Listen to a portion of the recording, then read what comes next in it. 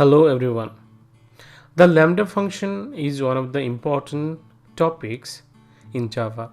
Without knowing this, your learning will be incomplete.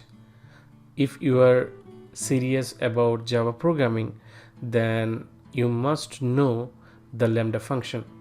Whether you are a beginner or experienced, this lesson would be very useful to learn A to Z about lambda functions. So let us begin. Java Lambda functions were introduced in Java 8 as a way to simplify functional programming in Java. A lambda function is a short, anonymous, single method function that can be written directly in your code. Lambda functions can be passed as arguments to methods or assigned to variables or used as an expression. A lambda function is defined using this syntax. The expression of lambda function can be single expression or a block of statements. Lambda functions can be used wherever a functional interface is expected. A functional interface is an interface with single abstract method. Java provides several functional interfaces in the java.util function package, such as predicate, consumer, and function that can be used with lambda functions.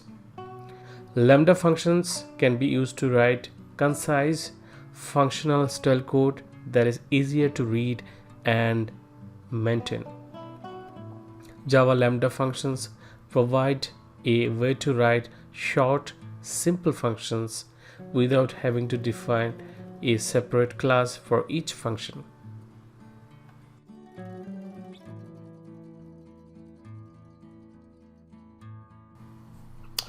So, alright, then let me start some coding. So at first let me create the project.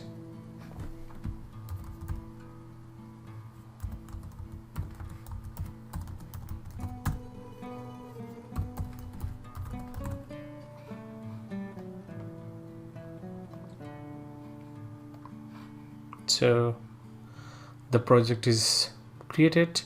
Now let me create a class. Say that lambda demo, I need main method. So okay, first of all let me give you a glimpse of lambda expression, writing a simple list that contains some string. Okay, so list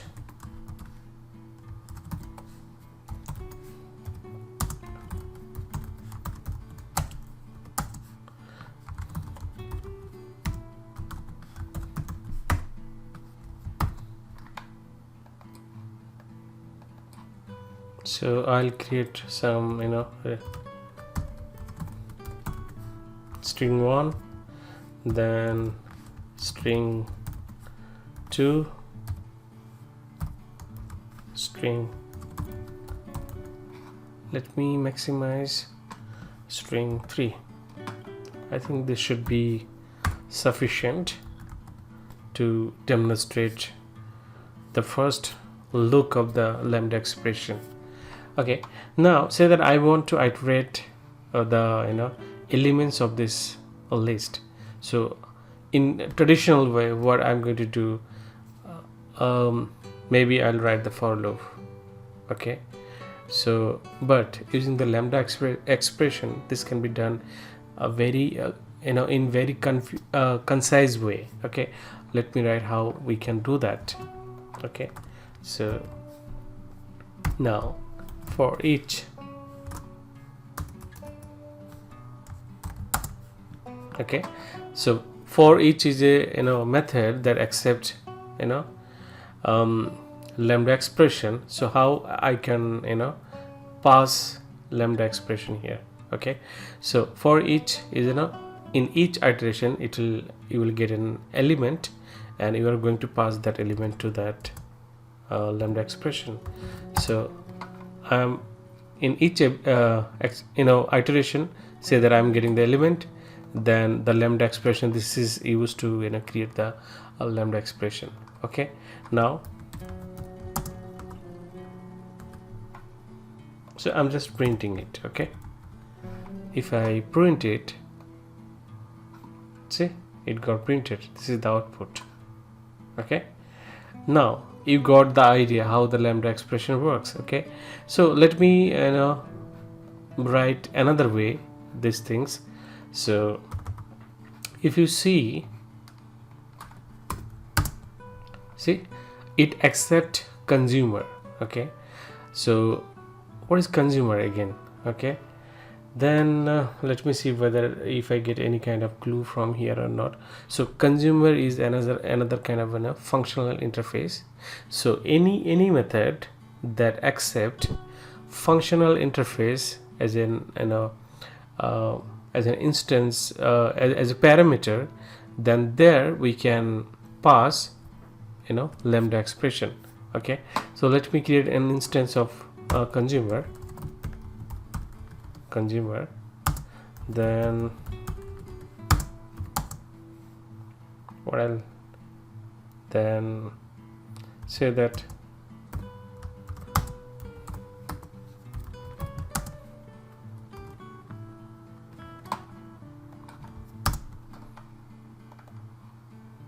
so it accept string. Okay, then I'm just printing this. Now if I pass this consumer into this method as a parameter, let's see what it happens. Okay,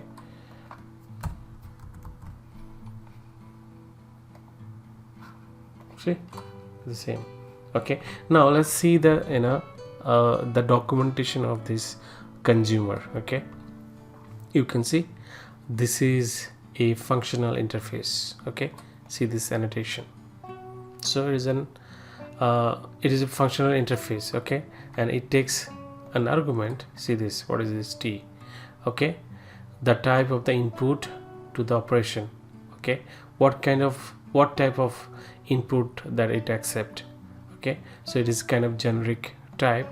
In our case it accept string. Okay, because so again it can be based on your operations. This can be different. In my case it is a string because I am iterating a string list. That is the reason that I have mentioned string in this consumer. Okay, so I created an instance of consumer interface using the lambda expression. But if you don't use this lambda expression, then most probably you would have to implement consumer interface and then create the instance of that consumer class. Okay, so in traditional way, what do? We implement consumer interface, then create an instance of that class, and then we'll pass it here. But all the things can be done in a single line. That is really cool, right? Okay, so maybe you got the basic idea about the lambda expression. Now functional interface is a kind of interface which has only a single abstract method. Remember, this is a contract, this is a mandatory thing, that an interface will be called functional only if it has single abstract method. If an interface contain more method, then that won't be, abstract method. I'm talking about abstract method. If an interface contains more abstract method, more than one, then that interface won't be called a functional interface. So if you try to read all the documentation of Java's functional interface, then you will see those will contain only one abstract method, and in short form it is called SAM. Okay, single abstract method. Okay, so what I'm going to do, I'm going to delete everything here, and I'm going to create an what I'm saying, functional interface, and after that I'll create a lambda expression. That is, the meaning is that, so the instance of that particular functional interface. So let me clear everything. Say that I have a interface calculator. Okay, and I have only, because I'm going to write the lambda expression, then this calculator interface should have only one single abstract method. Say that method is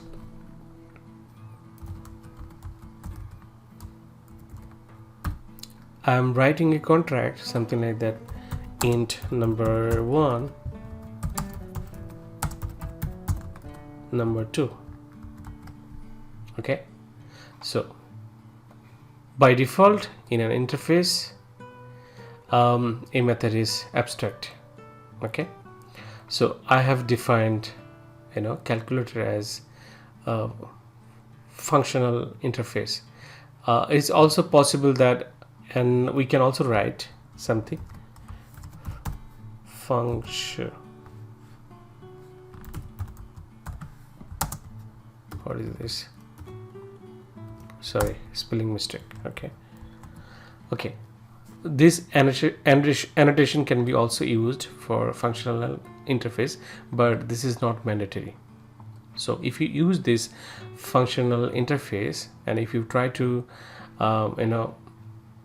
add any other abstract method, it will give a kind of error. For example, let me try again. This operator 1. Okay, now it shows some error here. Invalid functional interface annotation. Calculator is not functional interface. This is because of this particular annotation. So if you don't type this functional interface, this message you won't get. Okay, then you can consider that annotation is a kind of safeguard in functional programming. Okay, so if you use that annotation, it will it will say in your compilation that you did some mistake, you added more than one abstract method in your desired functional interface. Okay, because we are going to create a functional interface, but we have added more than one abstract method. So remember, a functional interface is an interface that contains only one abstract method. Okay, so this is my interface, and this is the abstract method. Okay, remember, by default it is not mandatory to put like this. Okay, sorry. So by default compiler will assume that this is an abstract method, so this is not necessary. Okay, now say that I want to create an instance of this calculator interface. Okay, we can do in different way, right? My class implements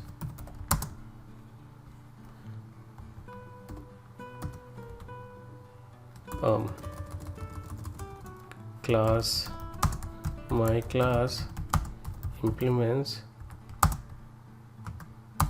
calculator.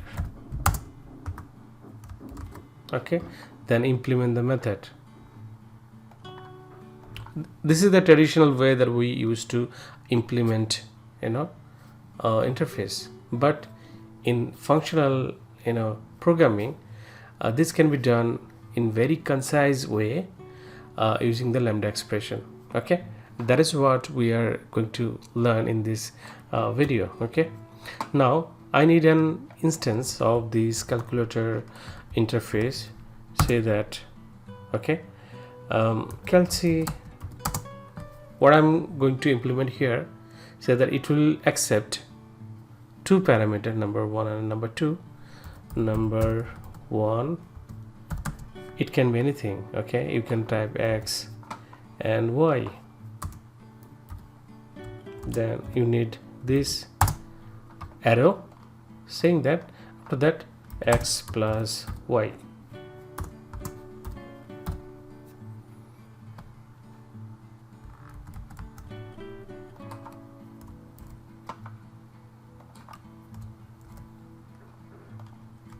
Okay, now what is the type of x and what is the type of y? Okay, since we are implementing calculator, so by default it will be considered as, see, we have defined the contract.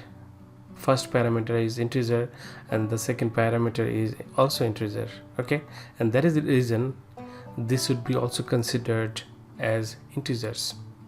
Okay, since I'm adding the two numbers, so let me rename this add. Okay, now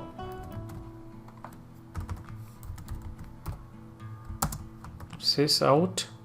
Okay,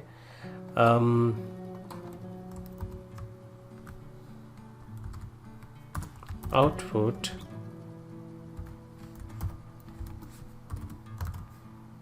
or I should add, say that I want to add two integer 2 and 5.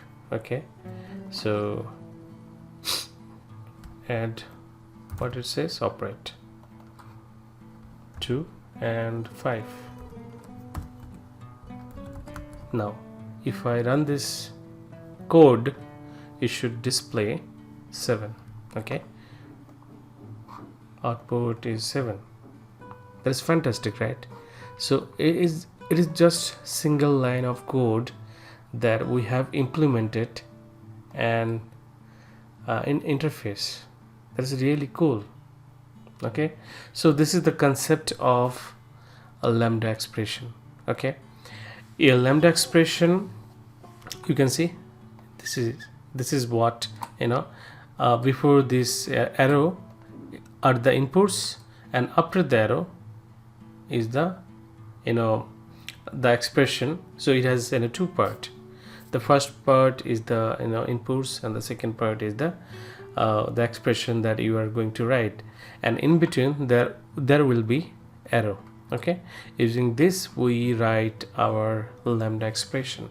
Okay, now we can also define like this, int. So this is also accepted. Okay, now if you have multiple statement, then you can write inside like this. Okay,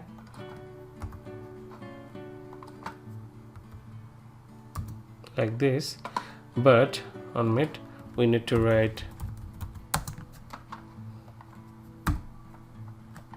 Okay, so you need to look into the syntax of a lambda expression. Okay, so whenever we type return, we should be keep inside a block like this.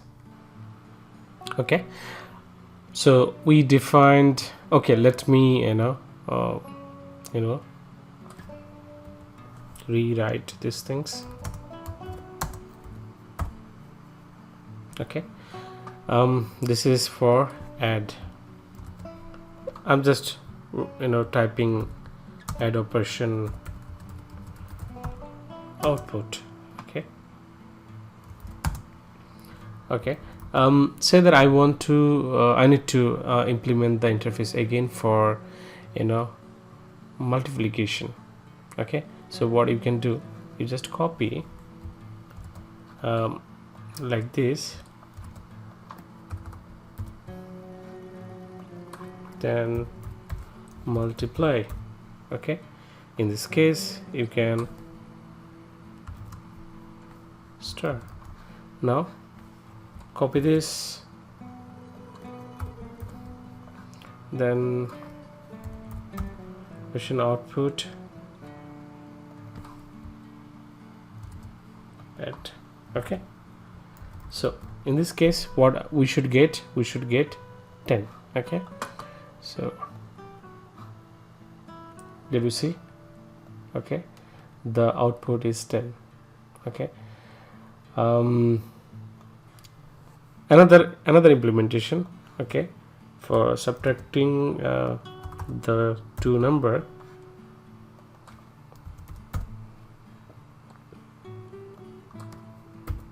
Okay,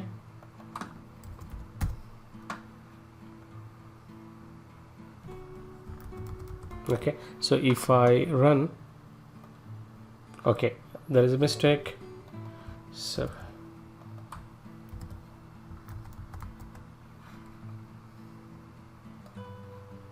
okay, see the result. So 2 plus 5 7 is the output. 2 into 5 output is 10. 2 minus 5 output is -3. That's amazing, right? So in a single line we implemented calculator interface, and we have 3 implementation in a single class and very less code. And this is the need of lambda expression and functional interface.